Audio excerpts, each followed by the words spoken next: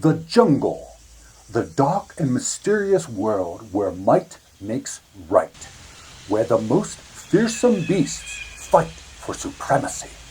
The majestic lion, the thundering elephant, the stealthy tiger, the rat? Who will conquer the others to become the king of all animals? The ancient game set in the jungle that puts beast against beast for total domination. Dou Shou Qi in Chinese, or animal chess in English. This time on the gaming bench.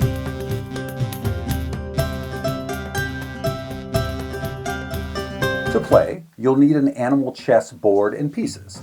The board is a 7x9 grid with 12 water spaces in the middle, and 3 trap spaces and a den on each end. One player plays red, the other blue. Each player starts with 8 pieces. Each represents a specific animal with a numeric rank. The elephant is the highest ranked at 8.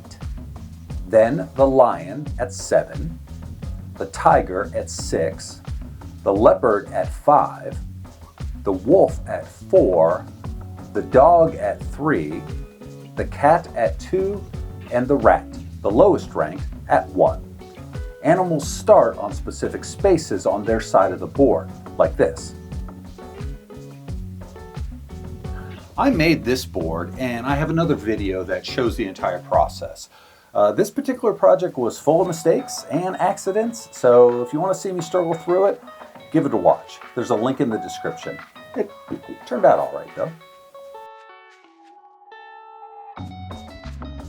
All animals move the same, one space at a time, orthogonally. There are no diagonal moves. Blue goes first, and afterward players take turns. A player must move a piece on their turn if there is a move available. Animals move in any direction, but cannot move into their own den. Animals can move in and out of trap spaces without penalty. Only one animal can occupy a space at a time. Pieces capture, or eat, other pieces by moving onto their square. The attacking piece replaces the captured piece on that square. Animals can only eat other animals of equal or lower rank. There's special rules for the center water spaces. The rat is the only animal that can enter the water. They move into and out of the water square just like any other space on the board. The lion and the tiger can jump over the water vertically, that is to say longwise. The lion can also jump over the water horizontally. The jump must start at the edge of the water and move in a straight line, ending at the closest non-water square on the other side. If the square they land on is occupied by an animal of equal or lesser rank, that animal is eaten, just like a regular capture. A jump is blocked if a rat of either color is in the path of the jump.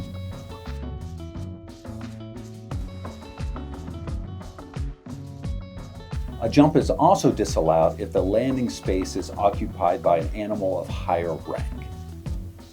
There are 3 exceptions to the normal capturing rule. The rat can capture the elephant.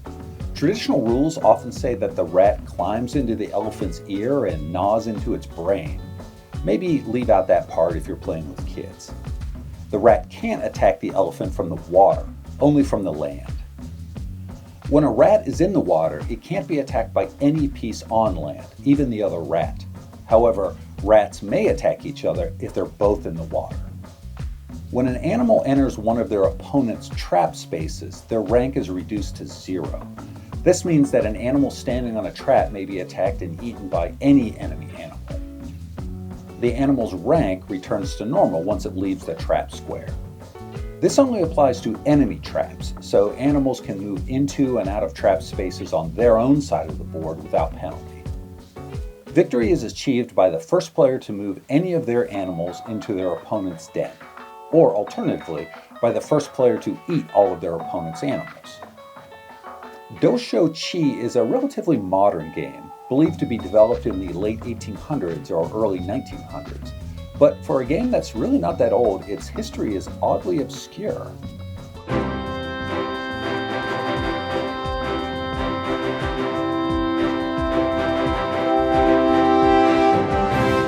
Most references I've read indicate that Dou Shou Qi, which literally translates to animal fight game in Chinese, was developed in China sometime between the late Qing dynasty and the early Republican period, about 1890 to 1930.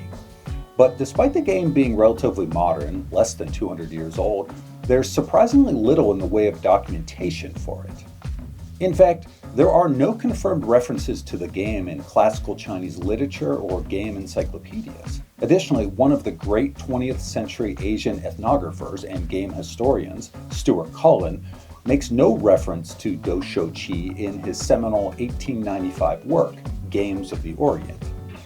But assuming Dou Shou Qi is of Chinese origin, some believe that it's a simplified descendant of a much older and much better recorded game called Xiangqi, often called Chinese chess or sometimes elephant chess.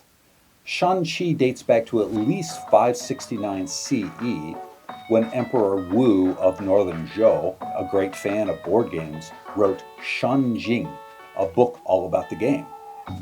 The similarities between the two games are notable. Both feature an asymmetrical game board, individually named pieces with unique abilities, spaces that influence the pieces landing on them, and a central water hazard. But Xiangqi is a much more complex game in its strategy, and Dou Shou Qi, while still popular in China today, is largely considered a children's game. However, it's possible that Dou Shou Qi isn't of Chinese origin at all. In his 1999 book, History of Board Games, game historian David Parlett shares this anecdote from a Dutch game designer. Fred Horn, who played it as a child in the 1950s in Malaysia, plausibly suggests a more probable Malaysia origin, as the animals are native to Malaysian jungles and the game reflects a well-known Malaysian fable. So it didn't even occur to me that some of these animals aren't native to China. But it turns out that all of these animals are native, except for lions and, surprisingly, cats. Apparently, domestic cats didn't arrive in China until about 700 CE, carried along with traders on the Silk Road. But, as far as native animals go, a little research shows that lions aren't native to Malaysia either. In Malaysia, the game is called Catur Haiwan, animal chess, or Catur Iba, jungle chess. Or in some areas, they just use the Chinese name, Dou Shou Qi. I started to read Chinese and Malaysian fables, as they're the two cultures most often mentioned as inspiring the rankings of animals in the game. But neither is very convincing, honestly. Now, Chinese culture does outline a strict hierarchy of animals. According to the Chinese legend of the Great Race, the primordial Jade Emperor held a contest to determine which animals would be included in the calendar. The winner would be immortalized as the first year of a 12-year cycle. The runner-up would be the second year, and so on. But this really doesn't align with the game. In the myth, the winner of the race was the rat, who cleverly hitched a ride on the back of the ox and at the last minute jumped ahead to win the race. Not to mention that the elephant, lion, leopard, and wolf aren't part of the Chinese zodiac at all. Malaysians also have a 12-year cycle of animals, which match those of the Chinese zodiac with a few replacements to better suit the Malaysian culture. But again, the rat is number one.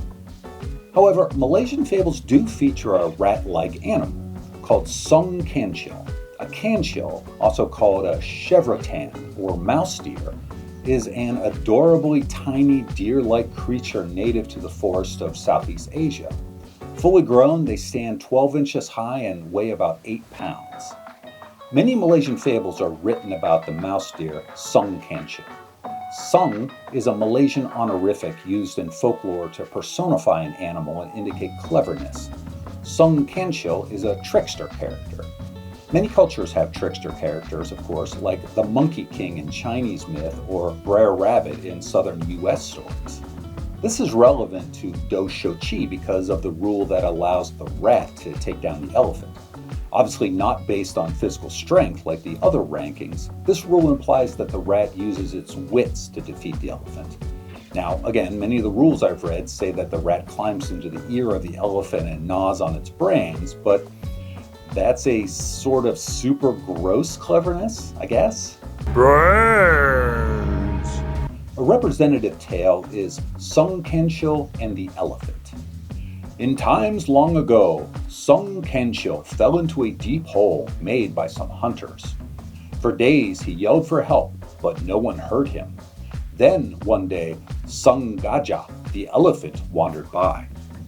Sung Kanshil, the elephant laughed, how did you fall into such a deep hole? Sung Kanshil had tricked him many times before, and the elephant was happy for the deer mouse's predicament.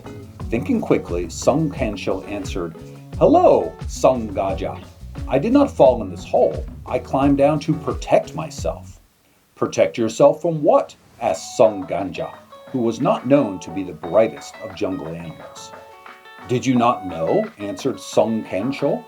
The sky is falling. You must come down here and share my shelter. The elephant became terrified, looked up at the clear sky, and jumped into the hole.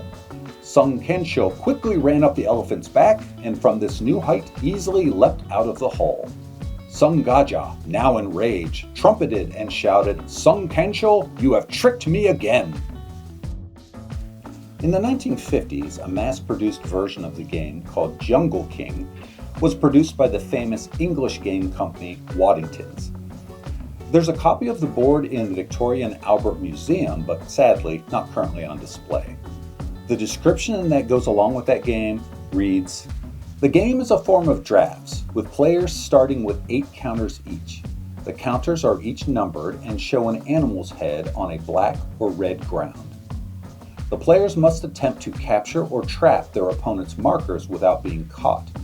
The water must be circumnavigated, and any markers landing in it are removed from play. The den is a safe area. So this is clearly wrong. In drafts, what we would call checkers in America, the pieces move diagonally, which means there'd be no way to move past the water spaces without falling in. And even if movement was orthogonal, what are the 3 trap spaces for? And how would you ever fall into the water accidentally?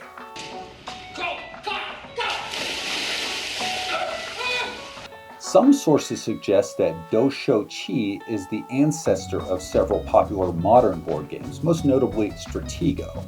In fact, the Playboy Winner's Guide to Board Games, which is a real book, says this. Stratego may remind some of you of the outdoor game Capture the Flag, but it is more directly descended from an old board game called the Jungle Game. But that's probably not true.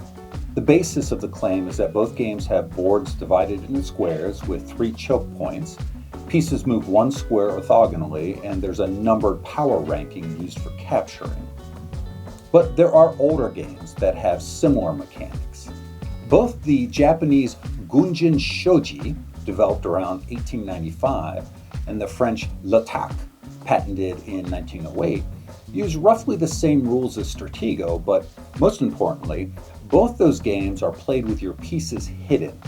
In Gunjin Shogi, the pieces are played face down, and Zodiac uses the same upright cardboard situation as Stratego.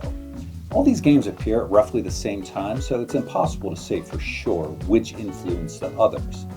But I'm minded to think that Dou Shou Qi is a simplified version of the ancient game of Xiangqi, not a ripoff of a contemporary game.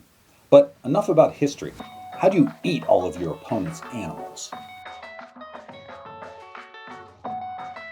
Big picture, the strategy is to protect your own den while steadily advancing toward your opponent's. You can also try to eliminate all your opponent's animals, meaning there'll be no obstacles to reaching your opponent's den. Just know that that's pretty hard to do. And since pieces only move 1 space at a time, it can result in an exhausting chase unless you set up a trap ahead of time. The biggest challenge in the game is moving your animals past the 3 choke points around the water squares. The elephant is the biggest threat, but if both elephants charge each other, know that whoever moves second will always win.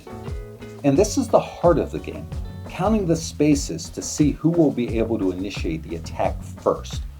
Of course, you can always retreat, but then you're giving up ground to your opponent. Try to get some of your biggest hitters, the lion and the tiger, out of the backfield and into play as soon as you can. Remember, they can both jump over the water in a single move. This is a huge threat that your opponent has to take seriously. And the rat, even though it's only ranked as a 1, is critical. Once it's in the water, it's invulnerable to attacks, except from the other rat. And it's the only piece that can take down the elephant. Just remember that rats can't attack from the water.